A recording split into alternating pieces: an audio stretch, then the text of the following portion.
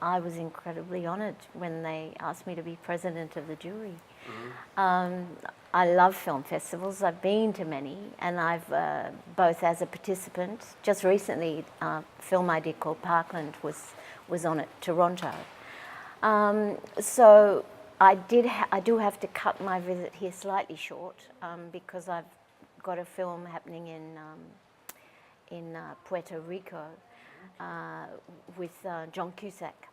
So, but it seemed too good an opportunity to pass up. I mean, you're there watching movies all day, and in 9 days, I think I get to see 18 films. So.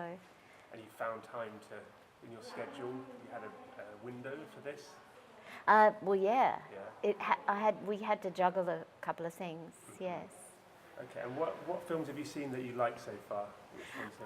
Well, I don't know that it's kind of ridgy-didge. That's an Australian expression for cricket.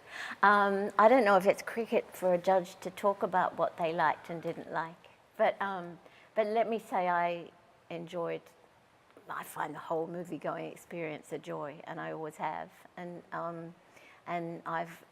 I've had a great time so far, and I'm only halfway through the films. Okay. What are the importance of festivals like this to be on the jury and for the sort of the film industry? I think it's great celebration of film. It gives a chance of a lot of smaller films that might not be noticed to be noticed. It gives kudos to things that might have passed under the radar.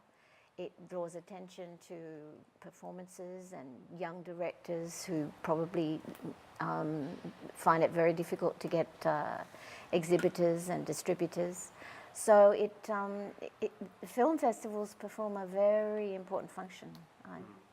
Would you, I mean, there's quite a few UAE films here. Would you ever envisage making a film here? Oh, gosh, yes. I don't know about the middle of summer doing exteriors, but presumably there'd be fabulous air-conditioned tents and trailers. Well, it's ideal. You don't have to worry about cloud cover and rain. And I mean, even in Australia, where we have an extraordinary climate, you still get a lot of rain.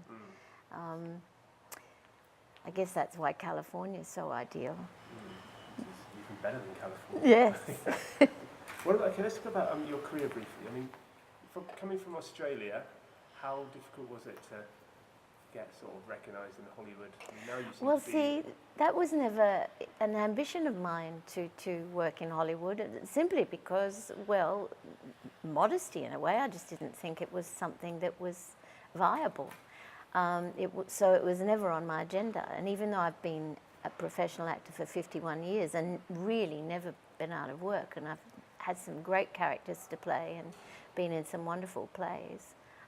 Recently I was in a Chekhov in New York with Kate Blanchett. So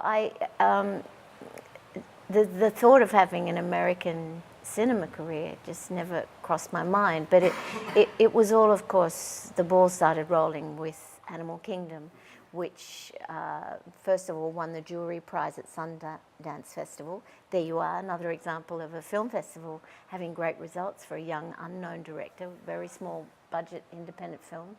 And people started talking about my performance at Sundance, and then it kind of snowballed after that, and from then I got a lot of awards, about 9 awards I think I got, including the New York Board of Review. But the big one, of course, is to get an Oscar nomination. And although I didn't win, it brought me to the attention of a lot of people, and people were asking to represent me. So suddenly, after almost 50 years of being a quite contented actor in Australia, I was suddenly being sent scripts. And how did you feel about that? Did it sort of change in your life? I kept thinking it was some kind of elaborate hoax at first. and then of course when I got the second nomination, an old-time journalist said, "You know what a second Oscar nomination means?" And I said, "What's that?" He said, "It means the first one wasn't a fluke." And since the first Oscar nomination less than 3 years ago, I've worked on 10 American films.